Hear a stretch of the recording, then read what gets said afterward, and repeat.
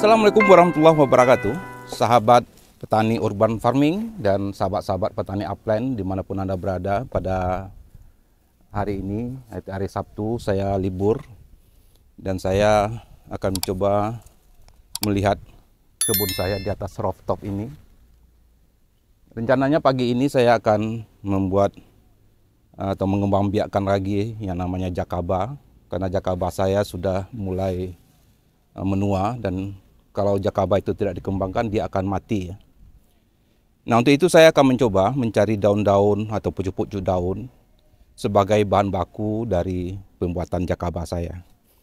Nah, mungkin sebagian dari sahabat-sahabat petani, terutama yang selama ini pengembang jakaba atau peminat jakaba, tentunya akan bertanya ya, kenapa kok pembuatan jakaba itu dari pucuk-pucuk daun ya. Nah, saya sudah beberapa kali mempraktekkan bahwa penggunaan atau kolaborasi antara biosaka dan jakaba itu menghasilkan sebuah jakaba yang sangat luar biasa. Jadi artinya kita bisa mendapatkan dua sekaligus dengan proses yang sekali kita gunakan. Nah, namun demikian kita harus memilih atau mempunyai prosedur tersendiri untuk melakukan pembuatan biosaka kolaborasi dengan jakaba ini. Pertama adalah kita cari daun pucuk-pucuk daun yang muda. Ya, usahakan adalah bisa adalah 5 daun dari pucuk di atas ya, 1, 2, 3, 4 ya. Jadi adalah yang 5 daun ke atas yang harus kita ambil. Dan daunnya sebenarnya adalah pucuk daun apa saja. Nah, tapi yang kita usahakan pucuk daun yang memiliki zat perangsang tumbuh atau zat pengatur tumbuh yang bagus ya. Nah, seperti daun ini, daun ubi ini adalah pucuk daun ubi ini adalah merupakan termasuk salah satu jenis tumbuhan yang mempunyai perangsang tumbuh yang sangat tinggi ya, karena dia bisa menguasai seluruh areal ini dengan cepat walaupun dia tanpa disiram, tanpa dirawat sekalipun ya. Nah, jadi kita ambil daun ini. Nah, kemudian kenapa harus di atas 5 tangkai, di 5 daun dari atas? Kita usahakan karena apa? Karena 5 atas daun tadi itu adalah dia mempunyai unsur enzim, hormon, dan zat aktif yang paling tinggi ya.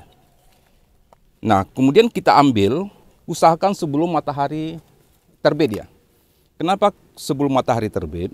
Agar unsur-unsur yang ada di pucuk daun tadi itu, terutama adalah zat aktifnya itu adalah jangan menyebar dulu ke ke seluruh tanamannya, sehingga kita bisa mendapatkan maksimal ketika kita mengambil pucuk daun itu di bawah jam 7 atau jam 8 pagi, karena dia masih mengumpul hormon-hormon itu dalam di pucuk daun ini. Jadi kita coba cari lagi agar kita nanti bisa maksimal pembuatan biosaka kita. Jadi proses yang kita lakukan dulu adalah kita membuat biosaka dulu. Jadi proses biosaka sesuai dengan prosedur Pak Muhammad Ansar. Pak Muhammad Ansar adalah sahabat saya. Oke, izin Pak Muhammad Ansar untuk mengaplikasikan biosaka dengan jakabanya. Nah, kemudian daun yang juga mempunyai perangsang tumbuh yang tinggi itu adalah ini daun pucuk daun kangkung. Ini ada daun kangkung. Ini kangkungnya adalah sebenarnya bukan kangkung liar ya. Sebenarnya adalah kangkung yang dulu saya tanam khusus. Ini jenis kangkung yang saya bawa dari Lombok. Jadi kalau teman-teman pernah pergi ke Lombok dan makan namanya plesing sayur kangkung, inilah yang sebenarnya ini adalah kangkungnya ya. Alhamdulillah dia bisa tumbuh di Jakarta walaupun di atas rooftop ini. Ini tidak serawat, tapi alhamdulillah dia tumbuh dengan baik. Nah, gunanya kangkung ini itu adalah sengaja saya buat adalah sebagai bahan baku, bahan dasar untuk pembuatan jakaba. Kenapa daun kangkung ini sangat bagus? Karena daun kangkung ini adalah termasuk tanaman yang invasif ya. Dia bisa tumbuh 10 cm per hari tanpa harus dirawat, tanpa harus dipupuk atau apa. Nah, ini malah saya tanam di atas kolam lele saya ya. Jadi artinya di kolong lele ini saya tidak perlu lagi menyiram. Ini sistem aquaponik. Dia akan tumbuh sendiri dan kita ambil pucuk-pucuk daun terbaiknya. Jadi karena kangkung ini samping dia juga mempunyai zat perangsang tumbuh yang tinggi, makanya untuk beberapa negara seperti negara Amerika itu kangkung seperti ini dilarang ditanam ya. Karena sifatnya yang ekspansif ya. Yang invasif juga, sehingga dia akan merusak seluruh habitat yang ada di sekitar dia tumbuh. Tapi ini merupakan manfaat bagi kita untuk kita bisa jadikan sebagai dasar pembuatan jakaba kita yang super ya. Jadi sebenarnya bukan hanya daun itu saja, ini seperti daun gulma ini adalah daun anting-anting ya, juga bisa kita ambil. Tapi kita ambil pucuknya saja. Daun anting ini juga bagus, mempunyai unsur zat aktif yang juga baik. Ya kita kumpulkan banyak ya, sedikit, karena pada hari ini kita akan membuat atau mengembangkan jakaba itu yang agak lebih banyak. Jadi kembali saya ingatkan, kita ambil pucuknya saja ya. Jadi 5 daun dari atas. Nah kemudian juga bisa juga kita ambil ini adalah bunga ya, bunga sebenarnya. Ini sengaja mengandung unsur kalsium dan kalium yang sangat tinggi. Walaupun sebenarnya krokot ini dianggap gulma, tapi ini sengaja saya tanam adalah untuk menambah unsur kalium atau unsur kalsium yang ada dalam jakaba. Kita tahu dari hasil bahwa adalah sangat tinggi unsur N dan P-nya, tetapi cukup rendah ya untuk unsur kaliumnya. Makanya kita bisa menambahkan krokot ini ketika proses pembuatannya ke dalam pembuatan jakaba. Nah selain itu, krokot ini juga saya sengaja tanam karena krokot ini nanti akan selalu bisa berbunga sepanjang hari. Karena di samping kita ada peternakan lele di sini, kami pun di atas rooftop ini pun juga memelihara namanya lebah kelenceng ya. Jadi sekarang ini kan selagi viral itu lebah kelenceng ya.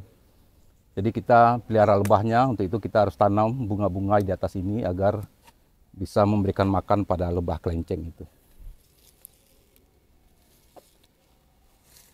Oke, buat sementara mungkin sudah cukup kita ambil untuk daunnya. Nanti kita akan proses ini sesuai dengan prosedur pembuatan biosaka yang seperti diajarkan oleh Pak Muhammad Ansar ya. Yuk kita lihat proses berikutnya. Oke sahabat petani, kita akan teruskan pembahasan kita yang di atas tadi. Saya sudah berada di bengkel kerja saya di sini. Itu kita akan membuat biosaka dulu.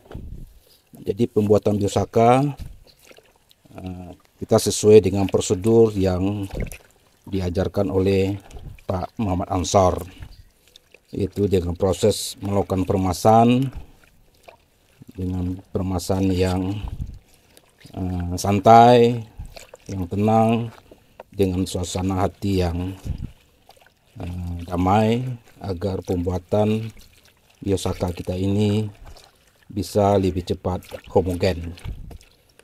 Jadi intinya adalah peremasan pembuatan dari biosaka itu haruslah dengan sesantai mungkin, sehingga dia bisa menghasilkan elisitor yang lebih sifatnya homogen.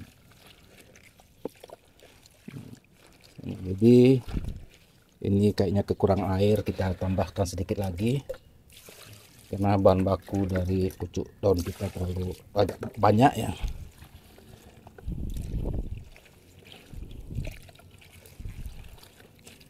Jadi prosedurnya seperti yang distandarkan oleh Bapak Muhammad Ansar ya. Oke, kita berterima kasih kepada Bapak Muhammad Ansar karena beliau telah memberikan ilmunya yang sangat berharga sekali untuk dunia pertanian kita di Indonesia. Alhamdulillah saya sempat berkenalan dengan beliau. Beberapa kali kami bertemu di beberapa kesempatan. Saya pun juga sering diskusi dalam kesempatan itu dengan beliau. Dan mudah-mudahan Bapak Muhammad Ansar sehat dan bisa kita bertemu lagi untuk kesempatan lainnya untuk kegiatan-kegiatan di Kementerian Pertanian. Jadi ini adalah Biosaka, ini saya jadikan adalah bahan baku untuk pembuatan Jakaba. Jadi hanya beberapa menit saja kayaknya sudah mulai homogen ya.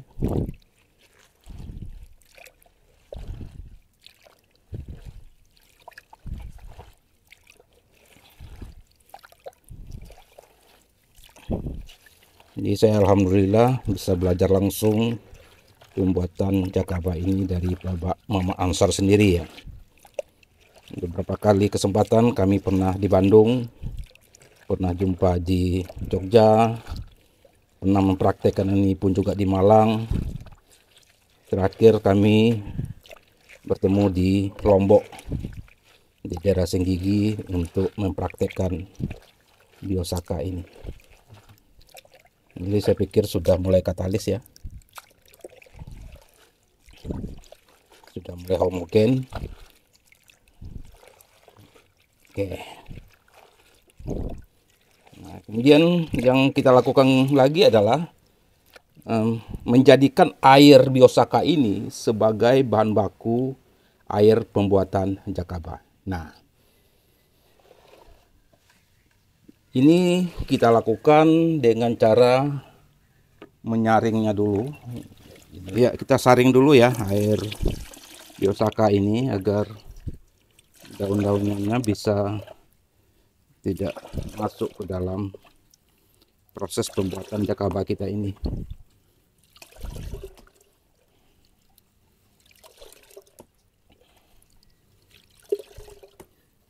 Oke, buat sementara ini cukup ya. Nanti kita tambahkan lagi, kita lanjutkan lagi.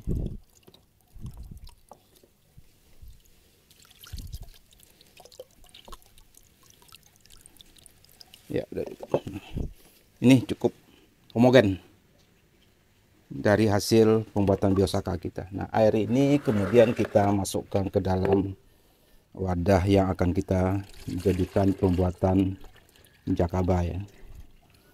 Nah, pembuatan Jakaba sesuai dengan instruksi dari Abah Junaidi Said ya. Alhamdulillah Pak Junaidi pun juga sahabat saya. Bahkan beliau juga pernah datang ke bengkel ini melihat proses tempat saya yang seperti ini. Nah, ini adalah hasil dari kolaborasi Biosaka dengan Jakaba. Nah, proses ini hanya memakan waktu 5 hari saja. Nah, jadi penggabungan antara Biosaka dengan Jakaba itu sangat luar biasa, mempercepat proses pengembangbiakan Jakaba kita. Nah, kalau seandainya kita gunakan dengan model yang konvensional yang selama ini kita laksanakan, itu akan membutuhkan waktu 15 sampai 20 hari. Tapi dengan proses ini hanya 5 hari saja kita sudah bisa mendapatkan hasil seperti ini, dan kita bisa mendapatkan Jakaba plus Biosaka. Nanti kita akan bongkar saja ya hasilnya.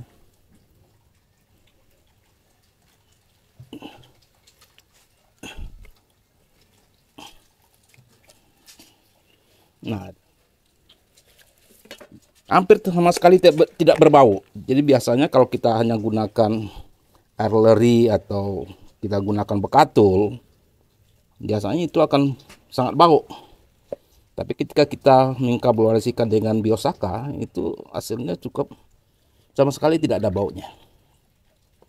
Bahkan prosesnya pun juga pertumbuhannya sangat cepat dan kita bisa panen lebih cepat hanya dengan 5 hari. Nah, tadi kita kembali dengan proses pembuatan Jakaba ini. Jadi Jakaba ini harus segera kita kembangbiakkan lagi. Kalau kita biarkan dia bertahan di sini, biasanya 1 bulan dia sudah mati karena dia akan kekurangan unsur hara yang dari sini. Nah, untuk itu kita segera akan mengembangkannya, tapi melalui proses pengembangan plus ya.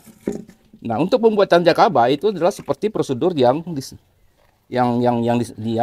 disarankan oleh Abah Junaidi Said, yaitu kita tetap harus memberi namanya karbohidrat. Jadi di sini bisa air leri, tapi juga bisa bekatul. Nah, tapi untuk saya sudah minta izin dengan Pak Abah Junaidi bahwa saya membuat jakaba beliau itu dengan menggunakan tepung. Jadi tepung ini saya gunakan karena kebetulan di Jakarta ini kami mempunyai limbah tepung yang cukup banyak. Jadi ini tinggal saya minta ke kedai-kedai fried chicken yang ada di pinggir-pinggir jalan Jakarta, mereka mau memberikan gratis. Nah, ini yang biasanya saya gunakan untuk mengembangkan jakaba saya. Nah, tapi sebelumnya ini saya rendam dulu dalam air. Jadi beberapa ini terendam dalam air.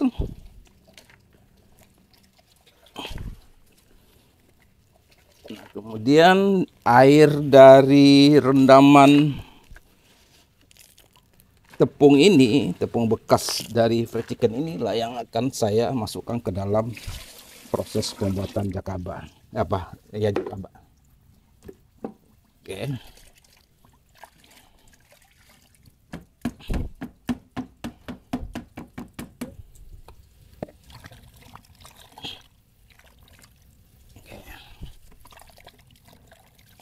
Jadi kita aduk dulu agar biar lebih homogen.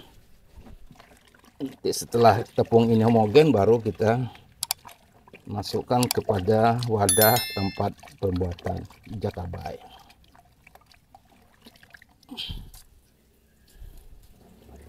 Jadi seperti ini biasanya kita campurkan tadi dari wadah yang telah kita kasih biosaka tadi. Nah, prosesnya cukup seperti ini saja.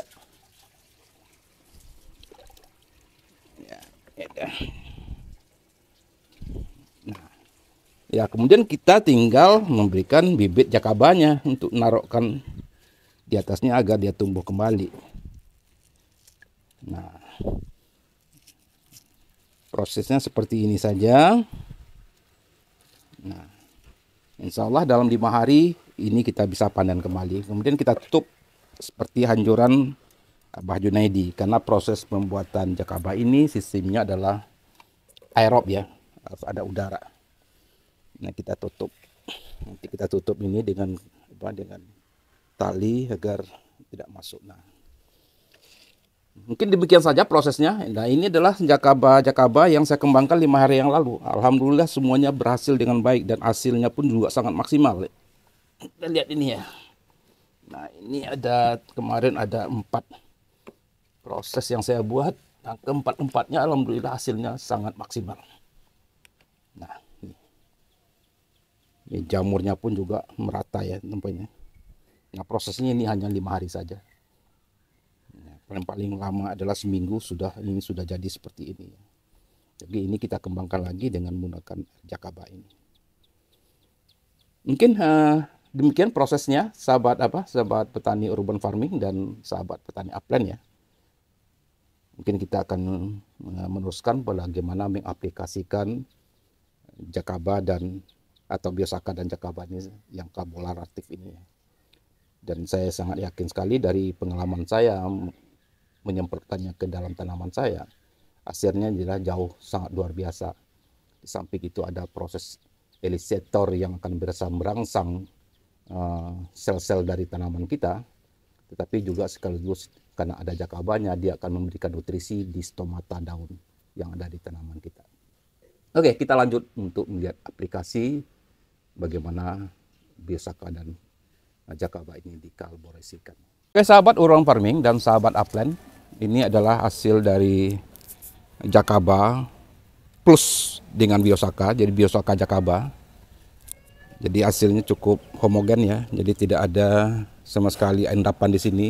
Ini berarti hasilnya cukup maksimal kita buatnya. Maaf, ini ada gambar merek aquanya yang kita buang saja. Nah, Nah, kita akan coba aplikasikan. Jadi hasil dari kolaborasi antara Jakaba Biosaka ini sebenarnya bisa kita gunakan dalam dua bentuk ya. Pertama adalah dalam bentuk kocor. Jadi kalau kocor itu masih sesuai dengan instruksi oleh Abah Junaidi, yaitu 200 ml itu per satu tangki air. Nah, namun demikian kocor ini pun sebenarnya juga direkomendasi oleh Pak Muhammad Ansar. Jadi beberapa kali saya diskusi dengan beliau pun juga pernah menyarankan bahwa Biosaka bukan hanya bisa disemprot, tapi juga bisa menjadi kocor untuk tanaman kita ya. Nah, tapi pada hari ini kita akan coba mengaplikasikannya itu dalam bentuk semprot ya, atau spray. Nah, cara menyemprotkannya seperti aturan yang dibuat oleh Pak Muhammad Ansar ya. Jadi adalah 8 ml atau 10 ml itulah per 1 liter air. Jadi kita buat sedikit saja. Karena ini lahan kita sedikit, saya tidak sengaja tidak menggunakan sprayer, saya gunakan semprot kecil saja. Agar semprot ini, karena ini lahan saya tidak begitu besar, dan kita coba mengaplikasikannya Biosaka ini, penyemprotan Biosaka ini pagi ini dengan menggunakan spray yang kecil ini. Kita cari dulu semprotnya, kita isi air lagi. Jadi ukuran yang sedikit ini kita tambahkan dengan 200 atau 300 ml air ya.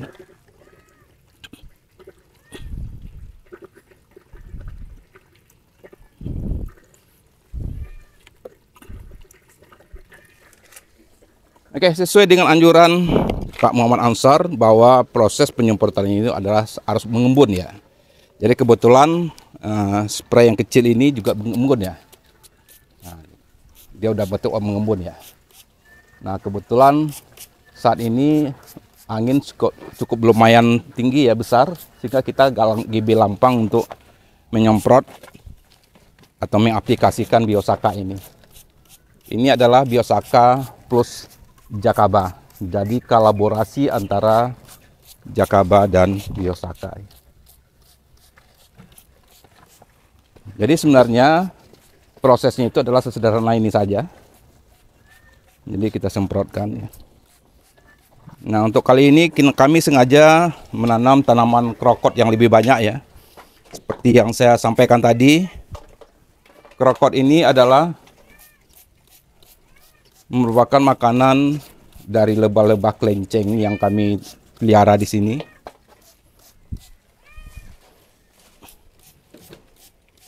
Jadi biasanya krokot ini akan mekar sekitar jam 9 ya. Jadi 9 pagi nanti kita akan bisa melihat bahwa ratusan lebah akan datang kemari dan dia akan mengisap madu yang ada di bunga krokot ini ya. Oke. Ini adalah salah satu contoh dari lebah kelenceng yang kami pelihara. Jadi kita cukup modal seperti ini saja. Nanti kita akan bisa mendapatkan hasil yang maksimal ya, madu yang maksimal. Tanpa harus kita memelihara seperti ini, madu kelencengnya. Nah, jadi nanti kita akan buat konten tersendiri nanti untuk lebah kelenceng ini. Jadi kita cukup mendapatkan koloni yang seperti ini saja. Kemudian kita tanam bunga-bungaan di areal kebun kita. Kemudian kita tinggal biarkan beberapa bulan kemudian kita akan panen ya. Oke, mungkin demikian saja sahabat-sahabat petani urban farming dan petani upland dimanapun Anda berada. Demikian yang bisa saya informasikan atau saya berbagi pengetahuan dan pengalaman. Jadi mungkin pagi ini seperti yang saya katakan, ini adalah hasil Jakaba yang saya panen kemarin ya. Akan saya kembangkan lagi dengan mengkolaborasikan dengan Biosaka dan Jakabanya. Mungkin hanya itu saja. Mudah-mudahan apa yang saya sampaikan atau kita diskusikan pada pagi ini akan menjadi inspiratif bagi sahabat semua. Wabillahi taufiq wal hidayah. Assalamualaikum warahmatullahi wabarakatuh. Salam sukses selalu.